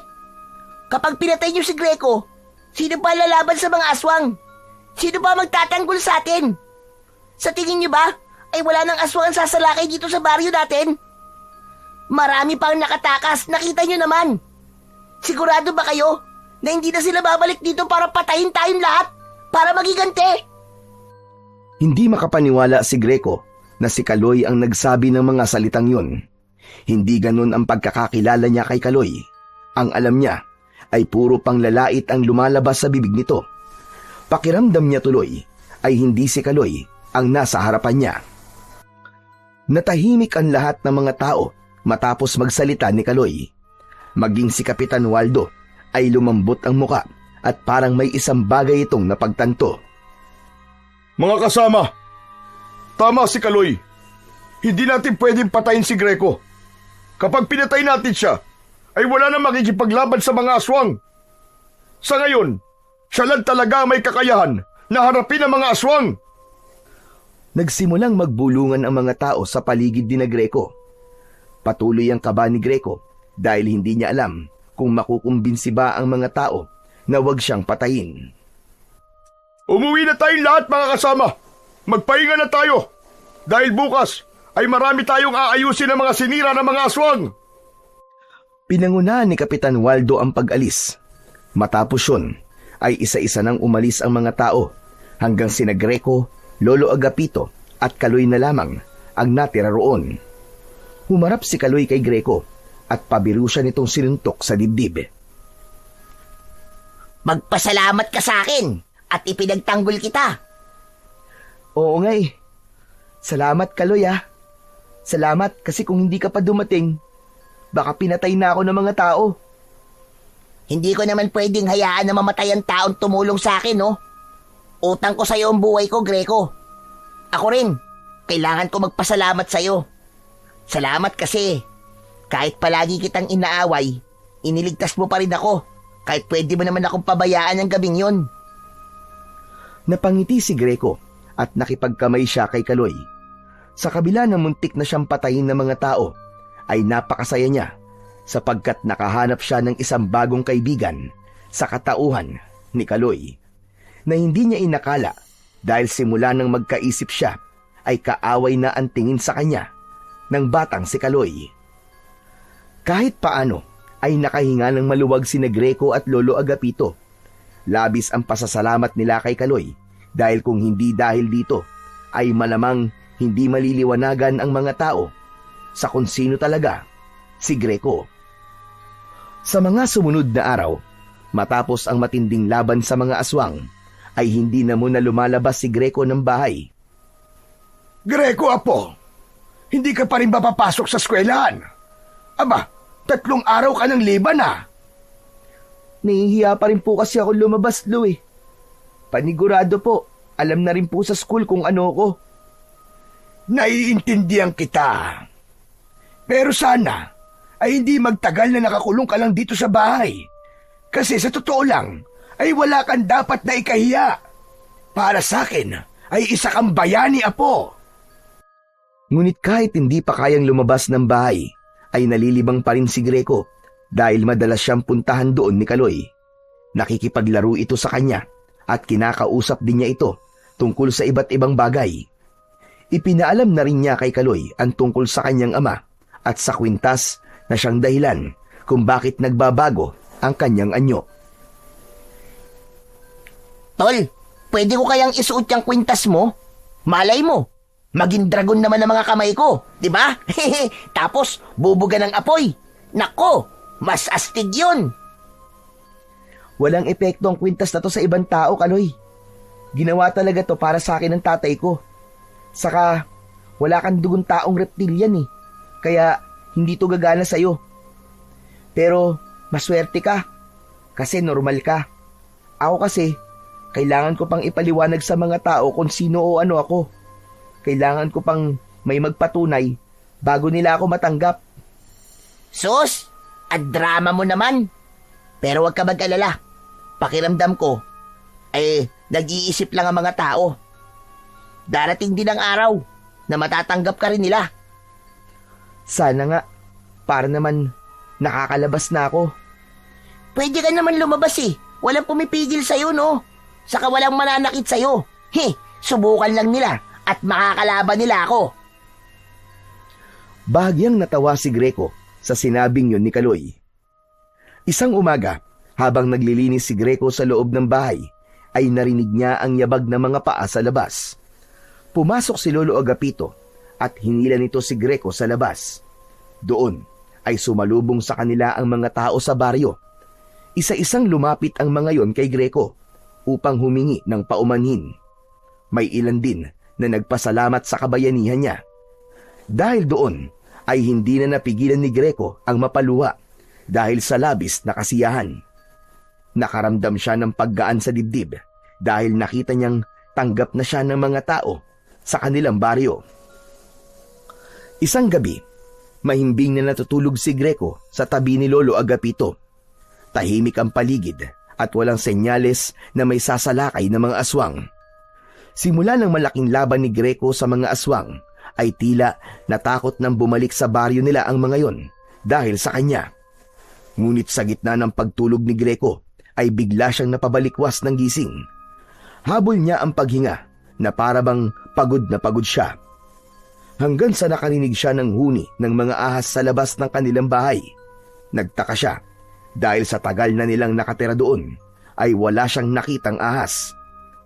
Tumayo si Greco, sumilip siya sa bintana at may nakita siyang isang matangkad na lalaki na nakatayo sa harap ng kanilang bahay. Madilim, kaya hindi niya gaanong makita ang mukha ng lalaki. Habang nakatingin siya sa lalaki, ay may puwersa na nagtutulak sa kanya na lumabas. Dahil sa kagustuhan na malaman kung sino ang lalaking nasa labas, ay nagdesisyon si Greco na lumabas na ng bahay.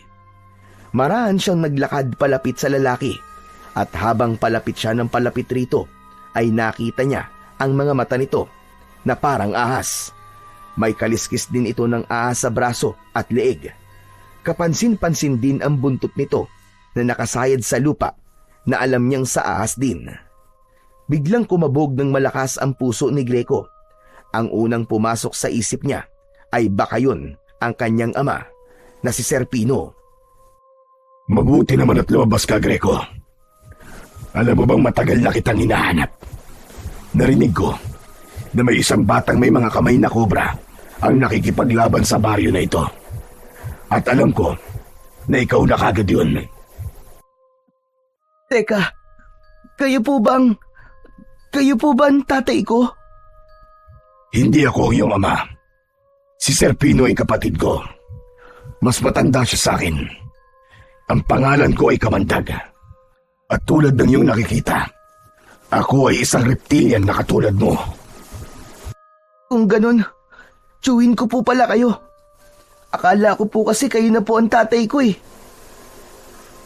Walang naramdamang takot si Greco kay Kamandag, lalo na't nalaman niya na kapatid ito ng kanyang ama. Tiyo, alam niyo po ba kung nasan po ang tatay ko? Walang nakakaalam kung nasan si Serpino. Matagal ng panahon simula nang bigla na lang siyang naglaho. Kaya bilang kapatid niya, ay ako na ang pumalit bilang bagong hari ng maharlikang lipi ng mga reptilian. At may mahalaga akong sasabihin sa'yo. Kaya kita hinahanap. Ano pong sasabihin niyo sa akin? Humakbang si Kamandag at inilapat nito ang magaspang nitong kamay sa balikat ni Greco. Kailangan kita, Greco. Kailangan kong kapangyarihan ng mutya ng kaliskis ng Haring Cobra. Alam ko na ikaw lang ang maaaring gumamit ng mutyang yon dahil ginawain ni Serpino para sa'yo. Gusto ko na magkaisa tayo sa iisang layunin. Nagliwanag ang mukha ni Greco sa kanyang narinig mula sa kanyang tiyuhin. Iisang layunin? Ang ibig niyo po bang sabihin ay tutulungan niyo akong labanan ng mga aswang? Kung ganun, mas lalakas po ang pwersa natin laban sa kanila. Tiyo Kamandag, sigurado ako na mas lalo silang matatakot na sumalakay sa baryo namin. Yan ba ang layunin na iniisip mo? Yan ba ang itinanim ng taong nagpalaki sa'yo? Greco, hindi mo naiintindihan. Tayong mga reptilian ay kalaban ng mga tao. Matagal ng panahon na itinuring nila tayong mga halimaw. Marami na silang pinatay sa mga kalahi natin. At silang dahilan kung bakit kakaunti na lamang ang mga kagaya natin dito sa mundo. Teka, ibig niyo po bang sabihin? Gusto niyo po na tulungan ko po kayo na pumatay ng mga tao? Ganun na nga. Sisimulan natin dito sa baryong ito. At kapag napatay na natin ang lahat ng mga tao nito, ay dito tayo magtatayo ng ating bagong kaharian. Mula rito, ay papalaganapin natin ang ating pananakop. At ikaw, Greco, bilang aking pamangkin, ay siyang magiging kanang kamay ko. Kapag nagtagal, ay hindi imposibleng ikaw ang susunod na magiging hari ng ating lipi ng maharlikang lahi ng reptilian. Bahagyang napaatras si Greco sa mga sinabi ni Kamandag. Pero, ang sabi sa akin ni Lolo Agapito ko, ang gusto ng tatay ko ay magkasundo-sundo ang mga tao at ang mga taong reptilian. Kaya niya ibinigay sa akin ng kwintas ay upang ipakita sa mga tao na kahit nakakatakot ang aking itsura, kapag suot ko ang kwintas ay kakampi nila ako. Nilinlang ka lamang ng iyong lolo. Hindi yun ang layunin ng iyong ama. Maniwala ka sa akin dahil ako ang kadugo mo. Nilikha tayo upang pumatay ng mga tao at hindi makipagkasundo sa kanila dahil napaka-imposible nung mangyari. Kaya sumama ka na sa akin, pamangkin. Simulan natin ang pananakop sa baryong ito. Hindi! Ayoko sumama sa iyo, Tiyo Kamandag. Hindi ako naniniwala yan ang gusto ng tatay ko. Mabait siya. Yun ang sabi ni Lolo sa akin. Nanlaki ang mga mata ni Kamandag. Tila hindi nito inasahan ang sagot na yon mula kay Greco. Mukhang talagang nalaso na ng lolo mo ang utak mo. Maniwala ka sa akin, Greco. Kalaban natin ang mga tao. Darating ang araw, nahalimaw na naman ang magiging tingin nila sa'yo. At sila mismo ang papatay sa'yo. Kung sasakupin mo ang aming baryo at papatayin mo ang mga tao rito, ay handa akong kalimutan na kadugo kita. Lalabanan kita. Baka nakakalimutan mo na may dugo rin akong tao. At mas naniniwala ako sa lolo ko kaysa sa'yo na ngayon ko lang nakilala. Umalis ka na, Tiyo Kamandag, at wag mo nang tangkain na bumalik pa rito. Dahil sa susunod na paghaharap natin, ay hindi na ako magpipigil lalabanan ka. Pagsisisihan mo na hindi ka umanib sa akin, Greco.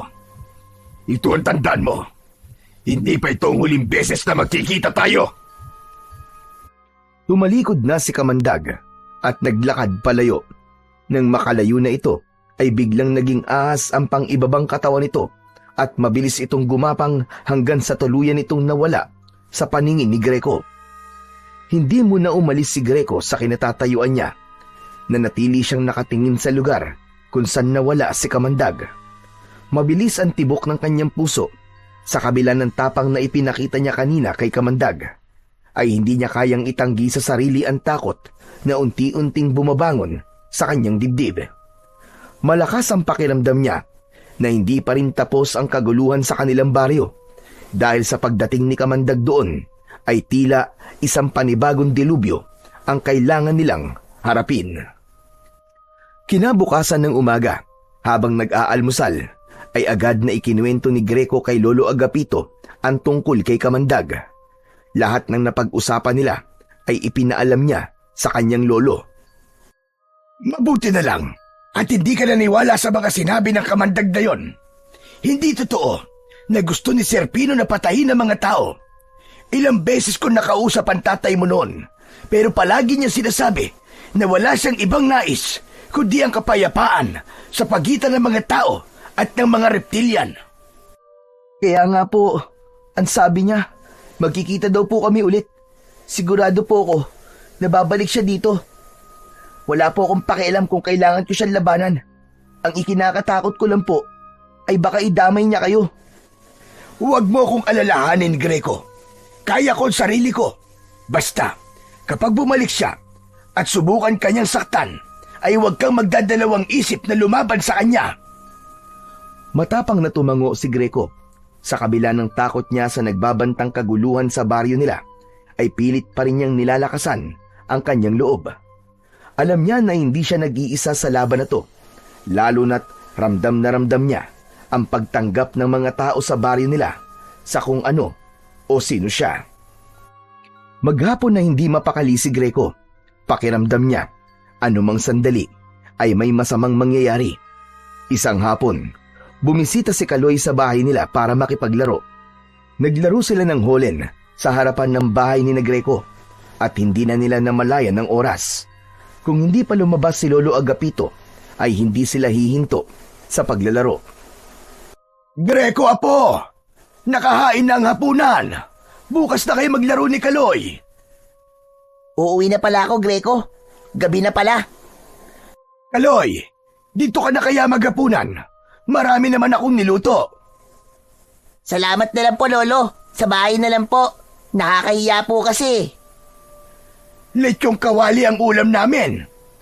Ay sige po, tara po. Kain na po tayo. Nauna pang pumasok si Kaloy sa bahay nila nang malaman nito kung ano ang ulam. Pagdating ni Greco at Lolo Agapito sa kusina, ay nakaupo na ron si Kaloy at sumasandok na ng kanin. Umupo na rin sila at nagsimulang kumain. Habang tahimik silang kumakain, ay biglang natigilan si Greco dahil sa mabigat na presensya na kanyang nararamdaman. Binitiwan na muna niya ang kutsara at luminga na parang meron siyang hinahanap na hindi niya alam kung ano. Apo, bakit tumigil ka sa pagkain? May problema ba? Hindi ko po alam, Lolo. Bigla pong bumigat ang pakiramdam ko eh. Hehehe, paano hindi bibigat ang pakiramdam mo? Eh, ang dami mo na yatang nakaing taba ng baboy. Na-high blood ka na yata. Puro ka naman kalokohan, Kaloy. Hindi ako nagbibiro. Parang may kakaiba talaga sa paligid. Sandali lang po, Lo, ah. Titignan ko lang po dun sa labas. Tumayo si Greco at nagpunta siya sa pintuan. Natigilan siya nang makita si Kamandag na nakatayo sa harapan ng kanilang bahay. Nakangiti ito sa kanya, kaya kita niya ang dalawang matutulis nitong pangil. Lumalabas-labas pa ang dila nito, nakagaya sa ahas. Ang mga kamay nito ay may itim na matutulis na mga kuko, na gaya sa isang bayawak. Sinasabi ko na nga ba? Kaya ang bigat ng pakiramdam ko ay nandito ka na naman. Hindi ba? Ang sabi ko sa'yo ay babalik ako. At dahil salungat ka sa gusto kong mangyari, ay kailangan kitang patayin dahil paniguradong magiging hadlang ka lamang sa mga plano ko. Mula sa likod niya ay narinig niya ang papalapit na sina Lolo Agapito at Kaloy. Sino ba yung kausap mo dyan, Greco? Diyos ko po, anong klaseng nilalang yan? Hala, ang pangit. Parang taong tuko. Lolo, siya po si Tiyo Kamandag. Siya yung naikwento ko sa inyo kaninang umaga. Pakikuha po ang kwintas ko, Lolo. Tatapusin ko na po ito ngayong gabi. Mabilis na kinuha ni Lolo Agapito ang kwintas. Nang maibigay nito yon kay Greco, ay agad niya yung isinuot. Gumapang ang kakaibang enerhiya sa katawan niya, kasabay ng pagbabago ng anyo ng kanyang mga kamay. Lumitaw mula roon ang dalawang ulo ng haring kobra na tila galit na galit. Akala mo ba ay natatakot ako sa iyo, Greco? Mas malakas pa rin ako sa iyo kahit nasa iyo pa ang kwintas ng iyong ama. Huwag kang puro salita! Patunayan mo yung sinasabi mo sa gawa! Ngumisi si Kamandag. Hinubad nito ang damit nito at doon nila nakita ang nangingintab nitong katawan dahil sa kaliskis nito na gaya ng sa ahas. Nang biglang sumugod si Kamandag, ay hindi agad nakapag-isip si Greco. Isinalag niya ang braso niya sa matutulis na kuko ni Kamandag at napasigaw siya sa sakit. Nang masugatan siya nito, agad namang lumayo si Greco sa bahay nila upang hindi na madamay pa sina Lolo Agapito at Kaloy na takot na pinapanood ang kanilang laban. Muling umatake si Kamandag. Malakas siya nitong sinipa sa kanyang tiyan. Humagis siya at nagpagulong-gulong sa lupa. Napaubo si Greco. Lumapit sa kanya si Kamandag at sa isang iglap, tutusukin sana siya ng buntot nito, pero mabilis na nakaiwas si Greco. Gumulong siya pakaliwa at agad na tumayo. Simula pa lang, pero parang susuko ka na kagad, Greco. Anong susukod sinasabi mo? Nagsisimula pa lang mag-init ang katawan ko, kaya huwag kang maging kampante, Kamandag! Si Greco naman ang umatake. Tumakbo siya papunta kay Kamandag at nang bubugahan na nito ng Kamandag ng kamay niyang kobra ay mabilis na nahawakan ni Kamandag ang ulo ng ahas ni Greco. Hinila nito yon, sabay balibag kay Greco sa lupa. Tama na yan! Huwag mong papatayin ang apo ko! Huwag kang makialam dito, tanda. Matapos kong patayin ang apo mo, ay ikaw naman ang isusunod ko. Pati na yung batang katabi mo. Hala, bakit pati ako nadamay? Wala akong kinalaman dyan. Pilit na tumayo si Greco kahit masakit ang kanyang buong katawan. Labis ang pagkadismaya niya sa sarili dahil pakiramdam niya ay wala siyang laban kay Kamandag. Sa muling pagtama ng mata ni Kamandag sa kanya, ay ngumisi ito na parabang minamaliit siya. Alam ko na hanggang ngayon ay hinahanap mo pa rin ang tatay mo, Greco. Kung ako sa'yo, huwag mo na siyang hanapin dahil ako mismo magdadala sa'yo kung nasan siya sa oras na mapaslang na kita. Anong pinagsasasabi mo? Matagal ko na siyang pinatay. Patay na si Serpino. Pinatay ko siya lihid sa kaalaman ng mga kalahi naming mga reptilian para ako na maging hari. Patay na ang tatay mo. Sayang nga lang, hindi mo nakita kung paano siya magmakaawa sa akin na huwag ko siyang paslangin dahil gusto ko pa niyang balikan. Nanlaki ang mga mata ni Greco. Sandaling tumigil ang mundo niya at isang matinding galit ang sumiklab sa kanyang puso. Hayop ka! Wala kang puso! Papatayin kita! Malakas na sumigaw si Greco. Kasabay ng matinding galit ay ang biglang pagbabago sa kanyang katawan. Naramdaman niya ang pag-init ng kanyang dugo. Umilaw ang kintas sa kanyang leeg at tila may enerhiyang dumaloy sa kanyang mga ugat. Unti-unting nabalot ng makintab na kaliskis ng ahas ang buong katawan niya. Mula leeg, dibdib, braso at hanggang sa paa. Napaluhod siya sa lupa habang tinutubuan siya ng isang mahabang buntot ng ahas sa kanyang likuran. Humihingal na tumayo si Greco na isa ng ganap na mandirigmang taong reptilian. Ang kanyang mga mata ay sobrang liwanag at kasing dilaw ng mata ng hari ng mga kobra. Umigkas ang dalawang kamay niyang kobra at lumabas ang mahahaba ng mga dila. Hindi! Hindi maaari! Tila naabot mo na ang rulok ng iyong kapangyarihan. Paano ito nangyari? At tapusin na kita, Kamandag! Sisiguraduhin ko na ikaw naman na magmamakaawa sa akin ngayon! Nang sumugod si Kamandag ay mataas na tumalon si Greco upang iwasan ito. Bumulusok si Greco papunta kay Kamandag at gamit ang kanyang buntot ay malakas niya tong hinampas sa katawan na naging dahilan para tumilapon si Kamandag at sumalpok sa isang puno. Hindi na nag-aksaya pa ng pagkakataon si Greco. Gumamit siya ng malalakas na kombinasyon ng pag-atake. Inadyakan niya si Kamandag habang ang dalawang ahas niyang mga kamay ay walang tigil sa pagkagat dito. Sa bawat pag-atake ni Greco ay mas lalong nahihirapang makabangon si Kamandag. Hanggang sa itinaas ni Kamandag ang isang kamay. Tama na! Tama na! Susuko na ako, parang awa mo na, Greco! Huwag mo akong papatayin. Mawawala ng hari ang lipi ng mga taong reptilian kapag pinaslang mo ko! Ganyan din ba ang sinabi ng tatay ko sa'yo? Nung nagmamakaawa siya sa'yo na huwag mo siyang papatayin? Itinutok ni Greco kay Kamandag ang dalawang ulo ng haring kobra. Sabay na bumukas ang bibig ng mga yon at binugahan si Kamandag ng kulay berding likido na diretsyong bumalot sa buong katawan ni Kamandag.